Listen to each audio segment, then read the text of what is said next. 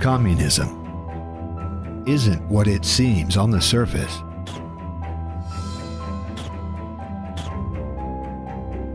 How do secret societies have anything to do directly with communism? We'll introduce the missing puzzle piece. Is anything ever really that simple?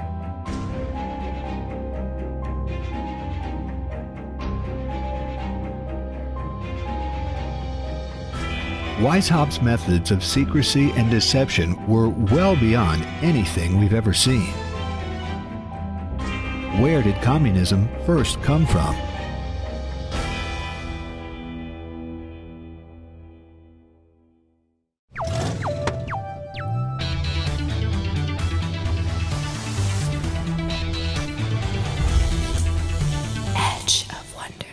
Hey everyone, welcome to Edge of Wonder. This is part 2 of our communism series, Communism and Illuminism.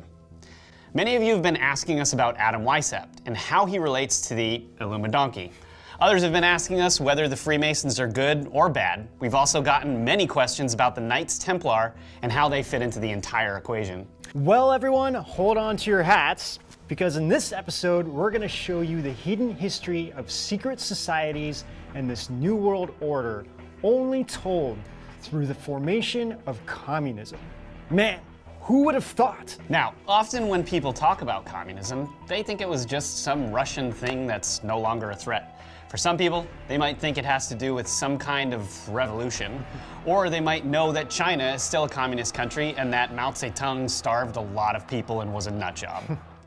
When they dig a little further, they might start to learn about the French Revolution and just think that communism came about because of a bunch of surface philosophies and philosophers, which, I mean, you can hardly call them that, came about because France legitimately needed reform. Is anything ever really that simple? Can you think of any huge change that wasn't impacted or is not a result of many different factors all intersecting at once?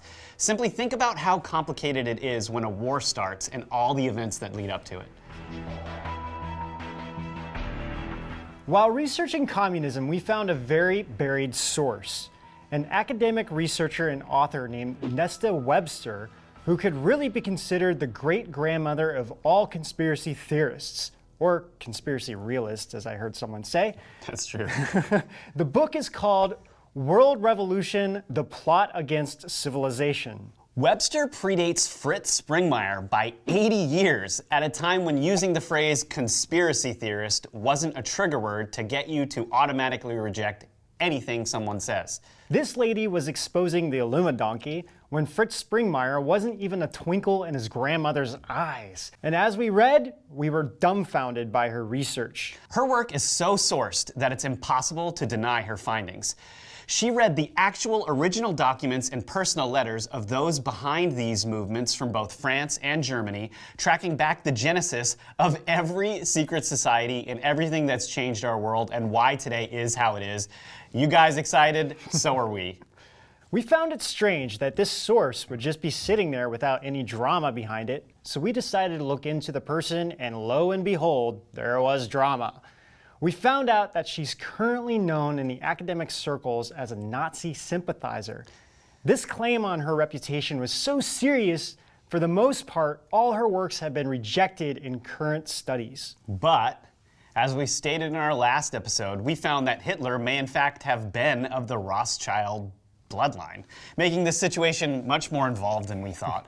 And as we've seen with people like author Cotton Mather and many others, these things are complicated and should be looked at both historically and from a third-party perspective, taking emotion completely out of the equation.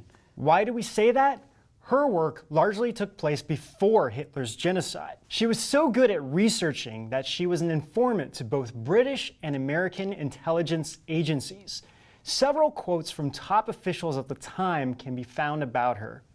So we decided to read on and see what Nesta found and try to figure out the situation for ourselves. We've now read several works from Nesta Webster, and we're baffled at finding that she was very against entities undermining mankind, particularly those of communism, and there isn't even an inkling of hate towards anything but those entities that seem to be undermining humans. However, in her findings, Nesta made a grave oversight. She found that people who called themselves Jews were behind several subversive movements. Because of that, she confused these people who called themselves Jews as actual Jews. She ended up joining societies that considered themselves fascist before those fascist societies are considered what they are today. But it's also extremely doubtful she would consider herself a fascist in today's day and age after seeing the way history played out. She was fooled by Hitler, as were many other people of the time, and thought he understood what she did. So she even defended him at certain points. And then when Hitler did what he did, unfortunately, the damage was done. People now consider her a fascist, but what's strange, as we stated in our last episode, she was against what communism, the most murderous specter on the planet, was doing. She was against these things and people being undermined. So this is a very complicated situation. So, by reading her books, are Ben and I fascist? Hell no. Every race and every person on the planet was literally created by the divine. We have nothing but love for everyone. However, what she found was so mind-blowing that as a people have to take a look at it and consider it. So let's once again put down what history has said and take a look at this for ourselves and see if we can uncover the truth behind the secret societies and communism. Yeah, let's think for ourselves instead of listening to a talking head. What a concept. What is communism and where did it come from? In multiple sources that we've looked through, including the Epoch Times specter of communism, it is said that the seeds of communism could be traced back to ancient Greek philosophers of our civilization. Not all of them, of course, but some of them. There was then a long time between that and when things started to flare up in recent times. To track all of this, you have to look at what happened in Europe, particularly in France, leading up to the French Revolution. In 1185, there was a movement called the Confrérie de la Paix, which translates to the Fellowship of the Peace. They attacked nobles and clergy and focused on setting up a community of land. Their belief system was called nationalization. This confrérie led to something called the Albigeois, who in 1250 used the same theory to also attack nobles and priests. Sounds like a common theme, right? And keep in mind that these things happen in France, where there was a clear distinction between nobles and common folk. Coincidentally, and also in 1250, an order of knights was founded in Jerusalem called the Knights Templars. After the Crusades, when the Templars returned to France, they positioned themselves as independent to the French monarchy under the leader Jacques du Molay. This power was at odds with the king of the time, King Philippe le Bel, and in October of 1307, on Friday the 13th, several of these Templars were arrested and accused of spitting on crucifixes, denying Christ through various means, and of course, accused of worshiping Baphomet. Several of these Knights Templar were executed, including the Grand Master of the Templars, Molay. This might seem like a random thing to share here, but according to this version of the story, one that's been tracked back, we're looking at the genesis of none other than the Freemasons. Nestus says, according to the Chevalier du Molay, those Templars who had escaped the storm afterwards met in obscurity so as to reknit the ties that had united them, and in order to avoid fresh denunciations, they made use of allegorical methods which indicated the basis of their association in a manner unintelligible to the eyes of the vulgar. That is the origin of the Freemasons. In our episode, we're going to call these the French Freemasons, because there was an apparent divide between those French Freemasons in France and those in Britain, which had developed in a very different way. the British Freemasons actually developed from a real guild of Masons, and there was a spirit of brotherhood and benevolence, seen also in the early years of the Americas. Freemasonry has many lodges, so it's easy to see how lodges, especially lodges in different countries, could develop in different ways. The British Freemasonry had a stringent set of principles that were always followed of, quote, nothing touching religion or government shall ever be spoken of in the lodge, unquote. The details of Freemasonry developments are a little outside the scope of this discussion, but we're trying to give everyone what they need in relation to this episode. French Freemasonry really is one of the keys in this whole dialogue. There was a sect of the French Freemasons founded in the 1700s called the Grand Chapter. The Grand Chapter, all these years later, were still fueled by the desire to avenge their executed leader, Jacques du Molay. targeting the two entities that caused these executions, royalty and the papacy. The Grand Chapter, which were also Freemasons, created a pact with another secret society at the time called the Grand Orient. Webster had this to say. The Grand Orient began a coalition with the Grand Chapter in 1786, which acquired a far more dangerous character. For whilst the spirit of the Grand Orient was frankly democratic, though not demagogic, the spirit of the Grand Chapter was revolutionary. But the revolution was to be accomplished above all for the benefit of the upper class, la haute bourgeoisie, with the people as its instrument. Now, there is one more peripheral secret society of the time. Before we get to the most important one, that's necessary to mention, and bear with us because all of this is going to start making sense very soon. A group called the Martinistes, or Martinism, also was founded in Portugal in 1754 by a man named Martins Pasquale. This group came about and combined Gnosticism and what's called Judaized Christianity. How all of these existed together is beyond us. What is interesting is that this group was often referred to in French records as Lumières, which strangely sounds similar to another group, but these should not at all be confused. And now we'll introduce the missing puzzle piece, the thing everyone's been waiting to hear about, the Bavarian Illuminati. It is by this terrible and formidable sect that the gigantic plan of world revolution was worked out under the leadership of the man whom Louis Blanc, who by the way was a socialist historian, has truly described as the profoundest conspirator that has ever existed.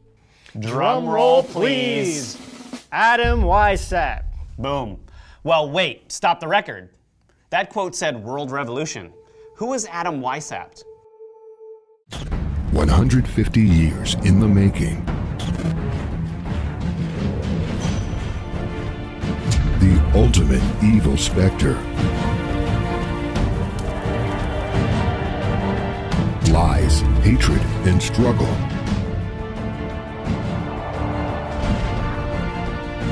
Traditions destroyed.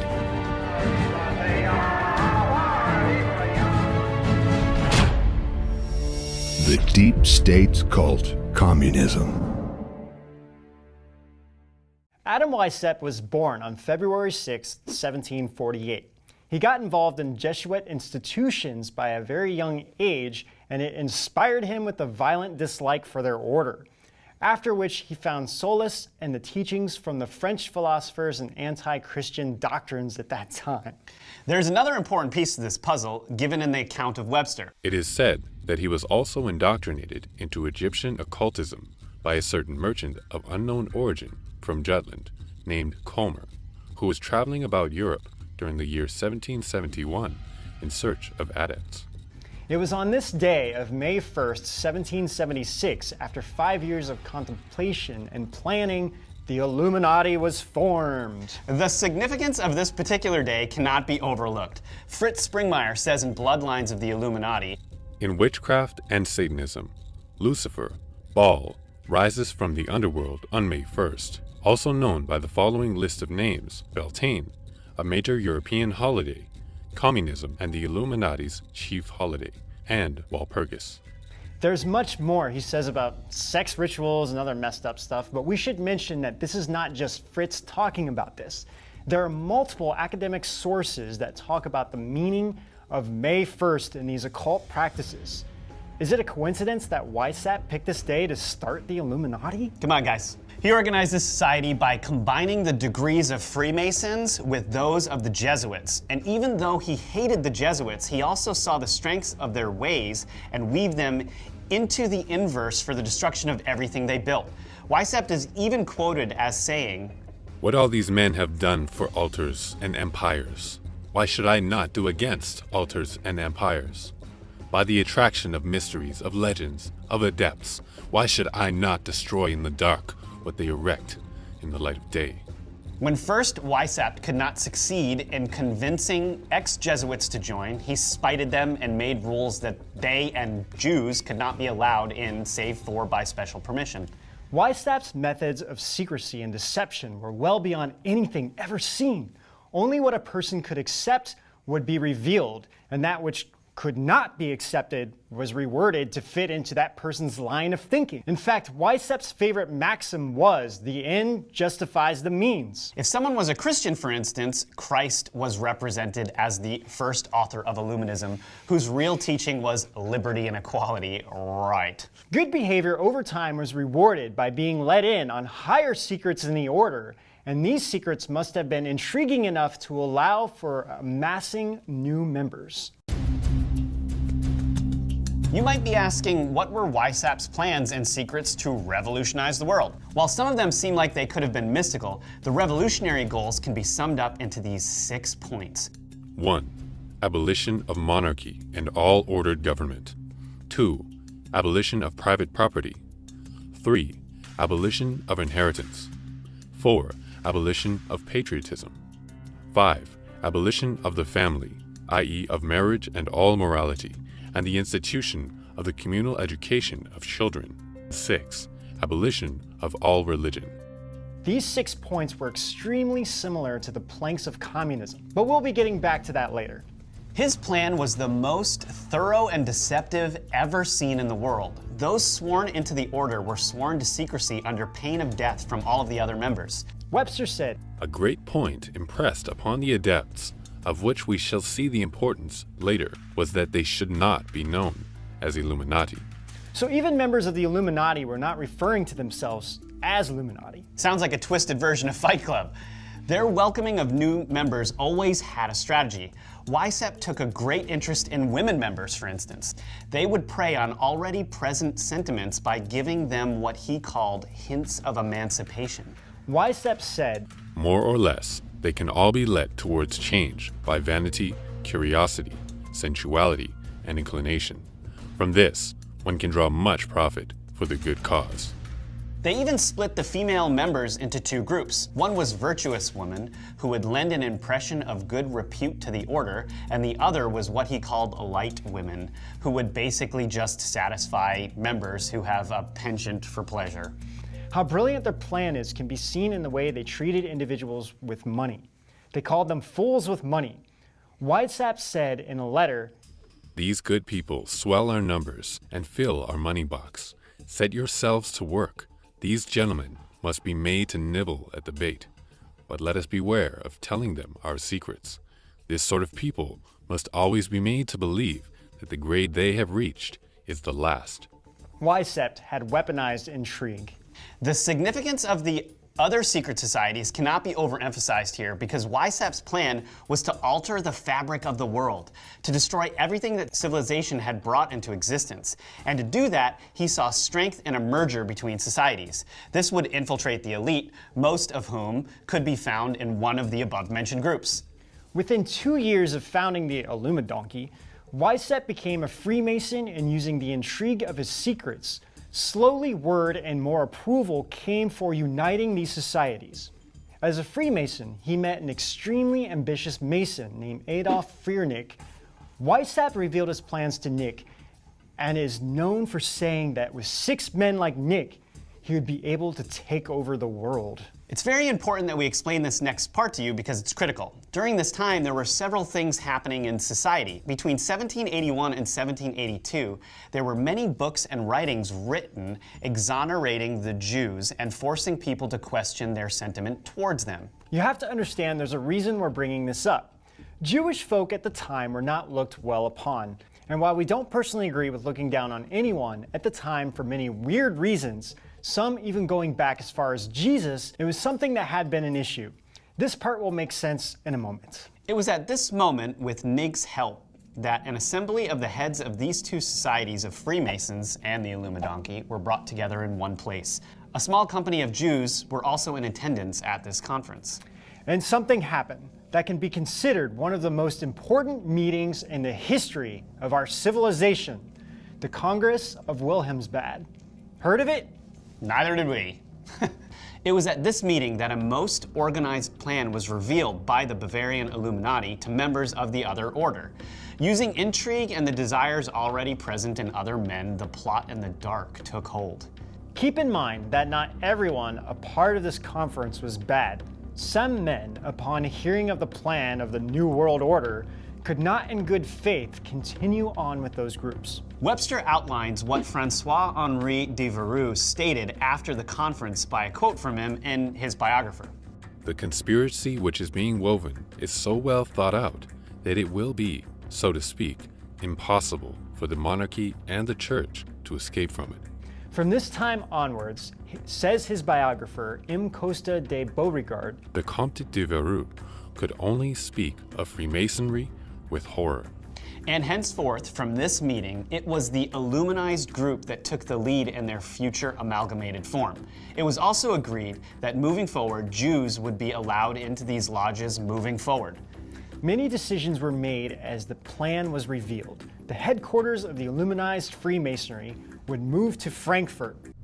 In a world where free information is censored and mainstream media takes control, What does it take for us to hear the truth? And what happens when you go against corporate giants like YouTube? And now that the Edge of Wonder channel has been deleted off of YouTube, where do you go? Will you just accept the mainstream narrative, or will you do what it takes to make sure the flag bearers of truth live on? Subscribe to edgeofwonder.tv, a totally independent streaming platform with all the latest information without any of the mainstream media bias. Your subscription ensures that we can keep our red-pilling content going. With edgeofwonder.tv, you get the latest breaking news, totally original, uncensored content in an ad-free experience, powered by you. Access to influential content creators, new drops almost every day, exclusive edgeofwonder.tv series, interviews with all the biggest names. Plus, you get all our awesome live weekly shows you're used to, all for the cost of just 2 lattes a month. From mysterious occurrences and weird news to in-depth investigations and current affairs on edgeofwonder.tv, there's surely something for everyone.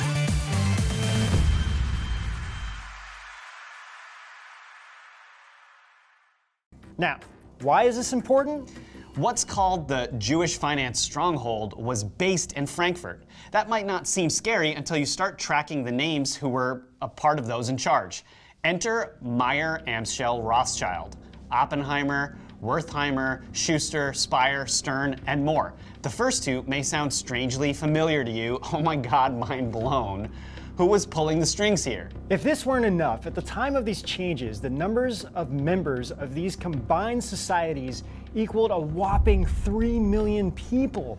Connecting all of these Freemasonry lodges with the Illuminati as assisted by NIG was essential for Weissapp's plan. Weissapp put the heads of his order in charge of many strategic branches to aid in the carrying out of his plan. You might be asking, well guys, how do these secret societies have anything to do directly with communism? According to what we found, they were critical in its development. Here's what Nesta Webster said about them. The organization of the secret societies was needed to transform the theorizings of the philosophers into a concrete and formidable system for the destruction of civilization. The work of Weissapp was not complete even after the Congress of Wilhelmsbad.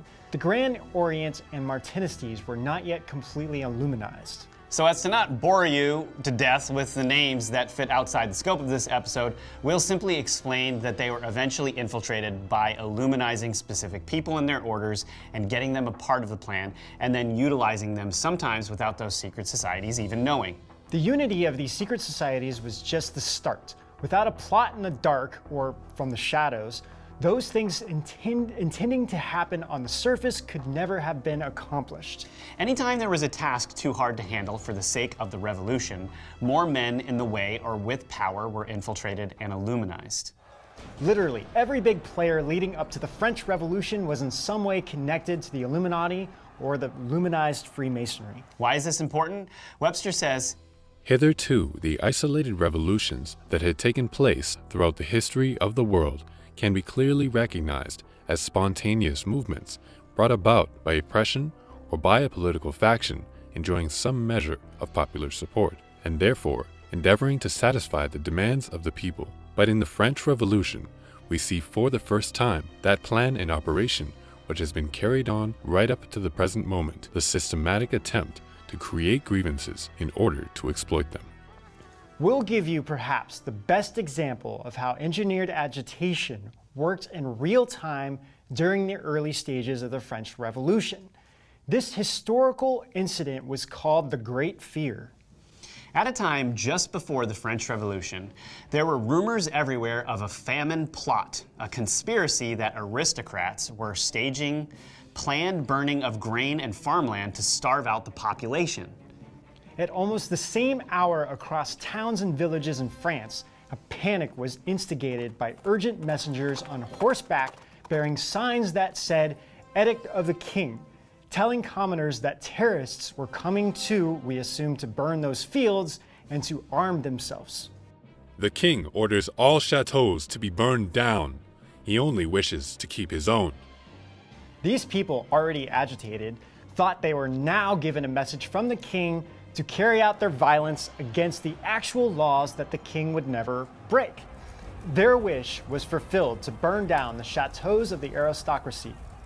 Webster said, The object of the conspirators was thus achieved, the arming of the populace against law and order, a device which ever since 1789 has always formed the first item in the program of the social revolution. So you might be asking who this brilliant agitation plan was devised by. None other than Adrien Dupont, an adept of Illuminized Freemasonry. Holy cow! So now we have two names from the 13 families appearing here behind these catastrophic world events, right? Coincidence? In our last episode, we quoted Fritz Springmeier about the idea where communism came and who funded it. Here's a quote from None Dare to Call It Conspiracy by Gary Allen on page 25. Karl Marx was hired by a mysterious group who called themselves the League of the Just Men to write the Communist Manifesto as demagogic boob bait to appeal to the mob. In actual fact, the Communist Manifesto was in circulation for many years before Marx's name was widely enough recognized to establish his authorship for this revolutionary handbook. All Karl Marx really did was update and codify the very same revolutionary plans and principles set down 70 years earlier by Adam Weishaupt, the founder of the Order of the Illuminati in Bavaria. And it is widely acknowledged by serious scholars of this subject that the League of the Just Men was simply an extension of the Illuminati, which was forced to go underground after it was exposed by a raid in 1786 conducted by the Bavarian authorities. Oh my gosh. That's correct. The proof of conspiracy can not only be found in the actions of those involved or the connections, but also in their words. We're going to read a quote from Marx and Engels. Some of the names won't make sense because we didn't cover it, but we want you to pay close attention. The revolutionary movement, which began in 1789 with Cercle Social, whose main representatives were to be Leclerc and Roux, and which ended in Babeuf's conspiracy, gave birth to the communist idea, which Filippo Buonarroti, a friend of Babeuf, reintroduced into France after the Revolution of 1830. This idea, consistently developed, is the idea of the New World Order. Boom. Yeah. Let's wrap this mind-blowing episode up. Communism isn't what it seems on the surface. There were many plans in place to create the specter haunting our world, and as always, we're just finding out what we can and presenting it to all of you to be the judges. As for secret societies, it seems the situation is abundantly laid clear now. While there may be lodges of Freemasonry that are still good, and while there may be still men in Freemasonry that are good across the world, there is no way those good men would know about the intentions of those above at a higher degree. It's clear here that Freemasonry in Britain and the Americas were different than those in France and Germany after Weishaupt's infiltration. But it's also clear that Freemasonry in general is all connected. That master conspirator, Adam Weishaupt, said, G is grace. The flaming star is the torch of reason. Those who possess this knowledge are indeed Illuminati. So it is the G in Freemasonry that now carries on this proverbial torch of Illuminism in plain sight, just as Lucifer is the light bearer? What secrets do those lodges have about the world history we reviewed on this episode? I guess we'll have to find out if we all keep asking the right questions. That's right, everyone. We'll be asking those questions out on the edge Of wonder. Let me try to do this. The fiddler, how so I plunge, plunge without fail, my blood black saber into your soul, till senses reel. I felt like Gollum was reading that. You totally channeled Gollum.